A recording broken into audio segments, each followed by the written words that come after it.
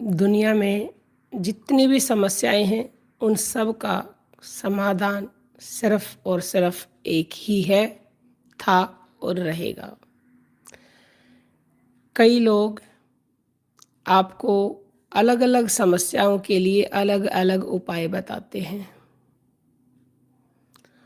और आप उपाय करते भी हैं, लेकिन हमें ज़रा बताइए, क्या उन उपायों के करने से आपको शांति मिलती है या सुख मिलता है?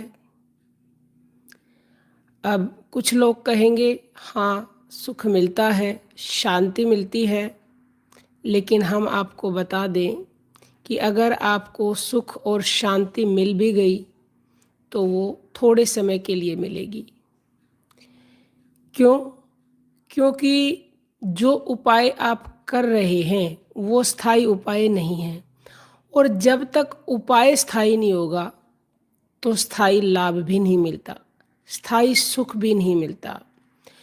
क्योंकि देखो, कोई बीमारी हो जाती है तो उस बीमारी की जब तक आपको जड़ पता नहीं चल जाती तब तक उस बीमारी का स्थायी इलाज नहीं होता।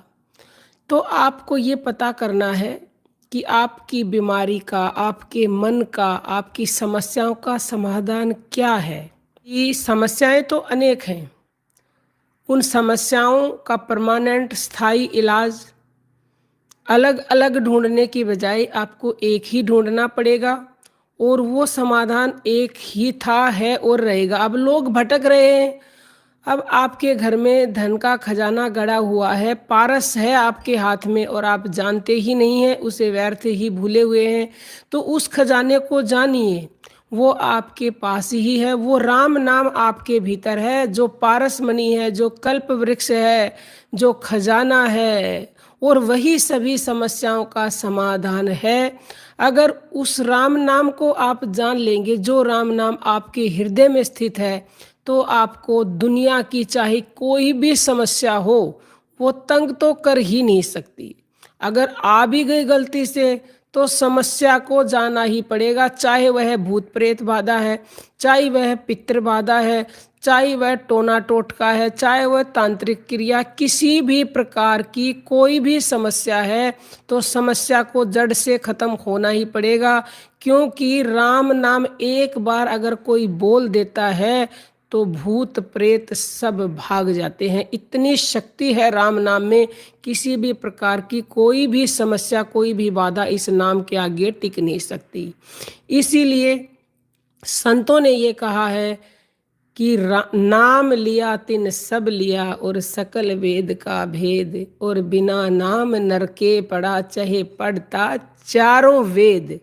चारों वेद और सारे शास्त्र भी अगर कोई व्यक्ति पढ़ ले और राम नाम नहीं लिया तो वो नरक में ही पड़ा है। तो क्या आप चाहते हैं कि नरक में ही रहें? थोड़ा सा जागिए। सोए हुए हैं अभी आप गहरी निद्रा में, उस निद्रा से उठिए और जो आपके हृदय में स्थित राम नाम है, पारस मणि है, उसको ढूंढिए, खोजिए। अब देखिए, खोजेंगे कैसे? राम नाम हम सबके हृदय में स्थित है, हम सबके अंदर है। तो अंदर क्या वस्तु जाती है? अंदर हमारी श्वास जाती है। युग में जो लोग समस्याओं से घिरे हुए हैं, जिन्हें दर दर की ठोकरें खाने के बाद भी कोई भी समाधान नहीं मिलता, तो वो उस राम नाम को जाने जो आपके पास है, जो पारस मणि है, जो कल्प वृक्ष है। जिसके मतलब जैसे कि पारस होता है, अगर लोहे के ऊपर उसको रख दिया जाए तो सारा लोहा सोना बन जाता है। ऐसे ही राम नाम वो पारस मणि है, जो आपकी जीभ पर आ गई तो समझ लीजिए आपकी किस्मत बदल जाएगी। आपके जो रुके हुए कार्य हैं वो बनने लगेंगे। लेकिन इसे आप भूले हुए हैं, और जब तक इस राम नाम को भूले रहोगे ना, तब तक चाह कर भी सुख नहीं मिल सकता। अगर किसी को भी शक है तो जप कर देखिए, क्योंकि कई लोग प्रतिदिन कमेंट करते हैं कि माता जी बस करो, ये कलयुग है, कलयुग में ऐसा कुछ नहीं होता है। तो भाई उन सब के लिए हम एक बात बता दें कि ये संतों ने, स्वयं ब्रह्मा जी ने कहा है कि कली काल में नाम ही मंत्र है। नारद पुराण में कहा गया है कि कलयुग में केवल हरि का नाम, केवल हरि का नाम, केवल हरि का नाम। तो फिर और किससे सुनना चाहते हैं आप? और कलयुग ने स्वयं कहा है कि कलयुग में केवल भगवान के नाम से ही सब कुछ मिल जाएगा। सतयुग में, त्रेता द्वापर में जो फल आपको हजारों सालों की तपस्या से, यज्ञ से, तप से, दान से मिलता था, वो फल केवल और केवल केवल हरि के नाम स्मरण से मिल जाएगा। लेकिन जपते तो है ही नहीं। अब जपोगे नहीं तो लाभ कहाँ से मिलेगा? अब भोजन की थाली सामने रखी है और भोजन खाओगे नहीं तो क्या भूख मिटेगी? कदापि नहीं मिटेगी। तो आप सबसे हम तो विनम्र प्रार्थना प्रतिदिन करते ही रहते हैं कि आप उस नाम को जपना शुरू करें। जपेंगे तभी आपको लाभ मिलेगा। और सरल सुगम भी इतना है कि इसको आप एनी टाइम जप सकते हो, एनी टाइम। देखो, आपको मान लो यज्ञ करना है, यज्ञ के लिए सामग्री जुटानी पड़ती है, धन खर्च होता है, शुद्ध अशुद्धता देखी जाती है, लेकिन नाम में तो किसी प्रकार की कोई शर्त है ही नहीं। आप सोच क्रिया के दौरान भी नाम जप कर सकते हो। आप सोते समय, जागते समय, उठते बैठते हर समय का नाम जप कर सकते हो। हम कहते हैं राम नाम को जपना शुरू कीजिए और जपेंगे तो आपको वो आनंद आएगा जिसका ये वर्णन किया नहीं जा सकता, क्योंकि नाम से बढ़कर जब कुछ है ही नहीं। उसी नाम ने इस पूरे ब्रह्मांड को धारण कर रखा है। वो ही नाम आपके पास है, आपके अंदर है वो नाम। अब देखो, शुरुआत करेंगे, कैसे शुरुआत करेंगे? शुरुआत करेंगे वाणी से, राम राम राम, राम राम राम, राम राम राम।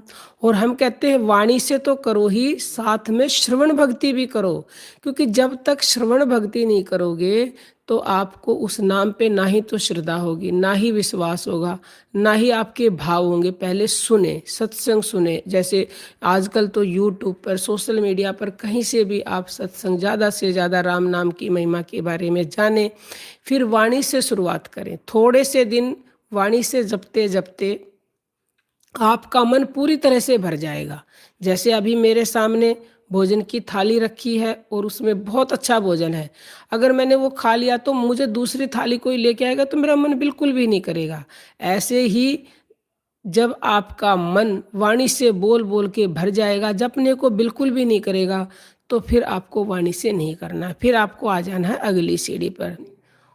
ऐसे जीभ हिलेगी और होठ हिलेंगे, बाहर आवाज़ नहीं आएगी। इसको उपांशु कहा जाता है। वाणी से जो जपा जाता है उसका 10% लाभ मिलता है, और जो उपांशु जपा जाता है उसका थोड़ा और ज़्यादा लाभ मिलता है। फिर ऐसे ही जब आपका मन भर जाएगा उपांशु कर करके, तो फिर आपको मन से बोलना है राम राम, कृष्ण कृष्ण, जिसको भी आप मानते हैं। मन ही मन सारे काम करते रहें और मन ही मन बोलते रहें। तो जब थोड़े से दिन मन से बोल लेंगे, इसका आपको 1000 गुना ज़्यादा लाभ मिलेगा। कुछ दिनों के बाद आपका मन बिल्कुल भर जाएगा, आपको लगेगा मुझे मन से बोलने की ज़रूरत नहीं है, खुद पता चलेगा, किसी को बताने की ज़रूरत नहीं है। आपका मन खुद कहेगा कि अब मेरा मन भर चुका है, अब मैं मन से नहीं जपना है। फिर आप आइए श्वासों पर, अजपा, इसी को अजपा बोलते हैं। अजपा हमारे श्वासों में निरंतर हो रहा है, बिना कुछ करे अपने आप ही हो, तो वो अपने आप रहा है। बस करना क्या है? मन को इन सांसों पर टिका देना है बस। यही सर्वोत्तम जप था, है और रहेगा। इससे ऊपर कुछ भी नहीं है। स्वयं शिव जी अजपा जप में लवलीन रहते हैं हर पल हर समय। तो आपको भी इसी अजपा में लवलीन रहना है, इससे लिपटे रहना है। अपने मन को सांसों के ऊपर टिका देना है, यानी कि मन से सांसों को देखना है। फिर चाहे वो आप राम के साथ देखें, सोहंग के साथ देखें या किसी और नाम के साथ, मेन तो आपकी सांस ही है। इस सांस में ही वो राम नाम घुला हुआ है, छिपा हुआ है।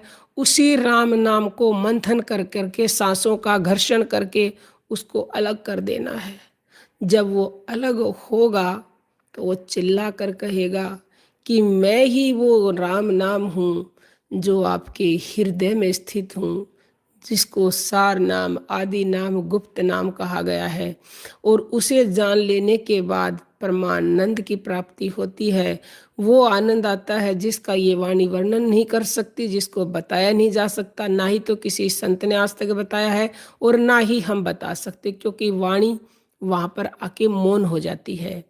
तो आप भी कलयुग में दुखों से छुटकारा पाने के लिए, कम से कम दुखों से तो छुटकारा पाने के लिए जपना शुरू तो कीजिए। आप आगे की रास्ते तो वो आप ही दिखा देगा, क्योंकि उस नाम के जपने से सिर्फ और सिर्फ आपको दुखों से छुटकारा नहीं मिलता, वो आपको मोक्ष और मुक्ति भी देता है। क्योंकि जब आप श्वासों पे ध्यान पे आ जाते हो, तो श्वासों का ध्यान ही एकमात्र ऐसा ध्यान है जो आपको मुक्ति दिलाता है, मोक्ष दिलाता है, पाप पुण्य से छुटकारा दिलाता है। तो आपको जपना स्वयं पड़ेगा, आपके हिस्से का हम तो कदापि जप ही नहीं सकते। तो आप ज़्यादा से ज़्यादा उसे जपिए और कलयुग में अपनी समस्याओं का समाधान पाइए।